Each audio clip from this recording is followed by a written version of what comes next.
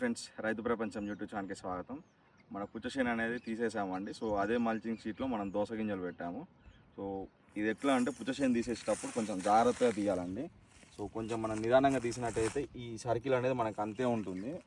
ఇట్లా ఒకవేళ మనం కొంచెం గట్టిగా తీసినట్టయితే ఈ హోల్ అనేది పెద్దగా అయ్యి మనకి గడ్డి పుట్టడానికి అవకాశం ఎక్కువ ఉంటుంది. సో అక్కడ కొంచెం జాగ్రత్తగా తీసుకున్నట్టయితే మనకి ఈ హోల్ చిన్న ఉండి గడ్డి మలవదు. సో మనం ఇప్పుడు ఎలా అంటే ఆ తీగ తీసేసి అందులోనే మనం దోస గింజలు పెట్టామండి.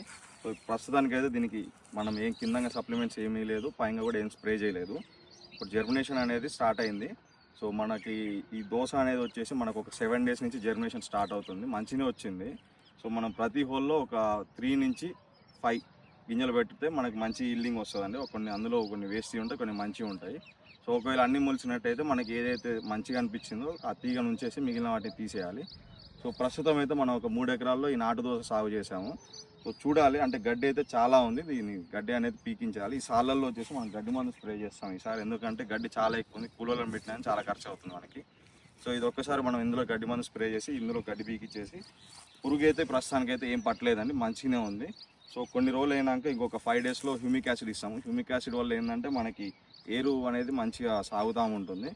సో దాని తర్వాత మనం ఒకసారి పైన ఏదైనా పురుగు వస్తే స్ప్రే చేసి దాని తర్వాత నెక్స్ట్ మనం ట్రిబుల్-19 ఇచ్చినట్టయితే తీగ మనకు సాగుతుంది. సో చూద్దాం, ఉంటే ఎలా ఉంటుంది, వాతావరణం అనుకూలించదా చూద్దాం. ప్రస్తుతం 3 ఎకరాల్లో సాగు అయితే మంచిగా ఉంది.